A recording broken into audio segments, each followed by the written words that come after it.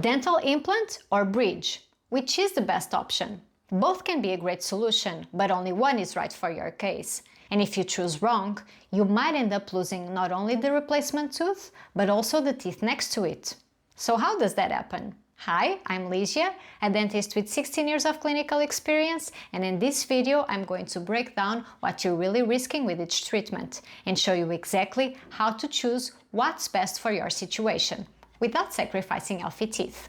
A bridge and an implant are two different ways to solve the same problem, replacing a missing tooth with a fixed solution. But what no one really tells you is that every tooth replacement is a trade-off. You're not choosing between a treatment with downsides and one without. You're choosing which downsides you're willing to accept. Let me show you what I mean. Placing an implant involves a small surgical procedure. The dentist makes a hole in the bone and places a titanium screw. That's the implant. Then a crown, which is the tooth, goes on top. But a dental bridge is very different. It works just like a real bridge. You have two or more pillars with a structure resting on top, supported by those pillars. In a dental bridge, that structure fills the gap left by the missing tooth, and the pillars are the neighboring teeth. So the key difference is this. An implant is independent.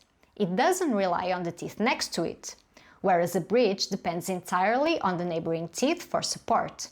And that matters for two big reasons. First, damage to the adjacent teeth. To accommodate the bridge, the supporting teeth have to be cut down, making them smaller so the bridge can fit over them. This means removing tooth structure from the top and all the way around each tooth. And once that tooth structure is removed, it can't be put back. And this is a major issue, because in many cases we're cutting down healthy tooth structure. And this is the first part of the trade-off. A bridge avoids surgery, but the price is healthy tooth structure. Second is the risk of losing the supporting teeth. Most bridges don't fail because they break. They fail because the teeth underneath them develop cavities. And the reason is simple. They're harder to clean.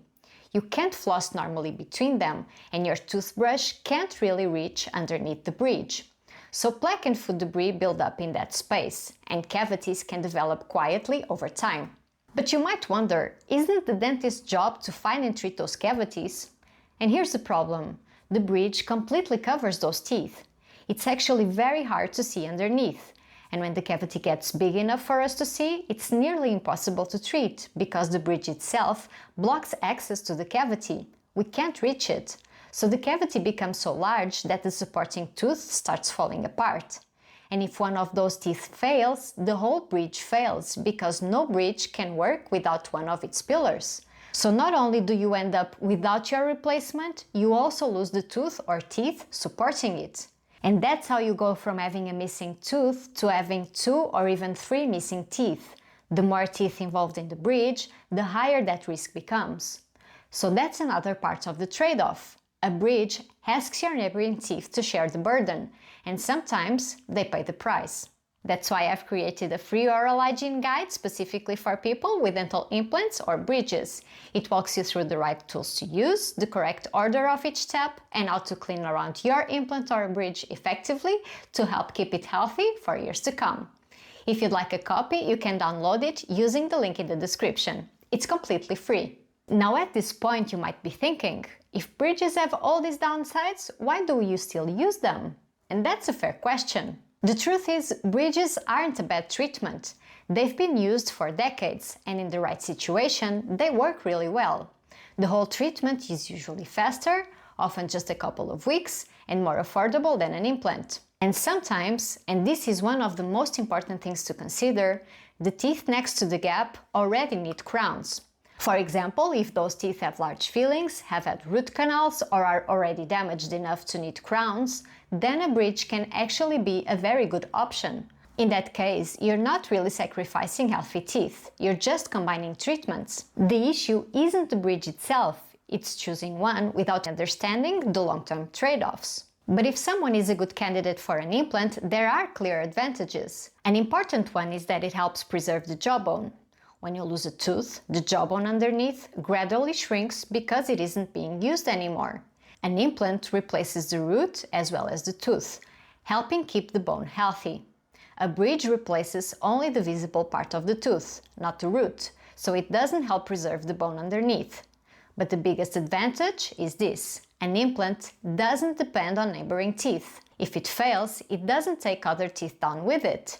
In many cases, the implant can be removed, the area allowed to heal, and another implant can often be placed later. It's certainly not ideal, but the problem is usually limited to the implant. Your neighboring natural teeth aren't part of the failure. It's also easier to clean. You can floss it almost like a natural tooth, and it doesn't get cavities. That said, implants aren't risk-free. And this is where the trade-off shifts. First, the implant has to heal and fuse with the bone. But even after it has healed successfully, inflammation or infection can still develop in the surrounding gums and bone, and components like the crown or screw may need to be repaired or replaced over time. They're also more expensive, and the whole treatment usually takes several months because the implant needs time to heal after surgery. So instead of risking your neighboring teeth, you're accepting surgery, healing time, and a higher upfront cost. There's no perfect solution. With an implant, you're investing more time and money. With a bridge, you're putting your natural teeth at risk. That's the trade-off. So how do you choose?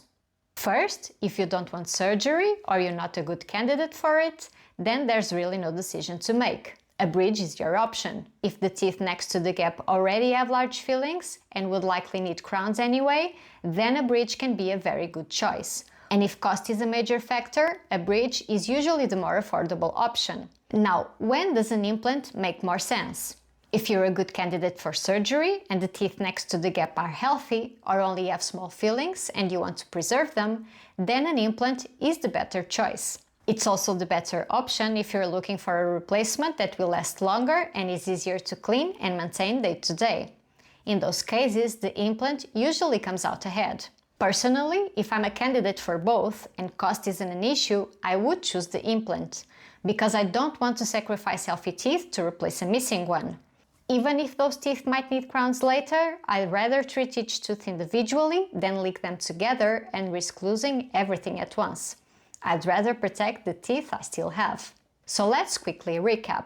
A bridge is faster, more affordable, and doesn't involve surgery, but it has lower long-term durability, with some studies showing that after 20 years, nearly half of all bridges have failed. It requires filing down the adjacent teeth, it's harder to clean, and it can lead to losing those supporting teeth over time.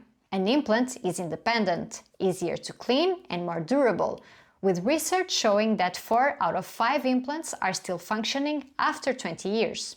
But it involves surgery, higher cost, and a longer treatment time. So when you make this decision, remember, every tooth replacement is a trade-off.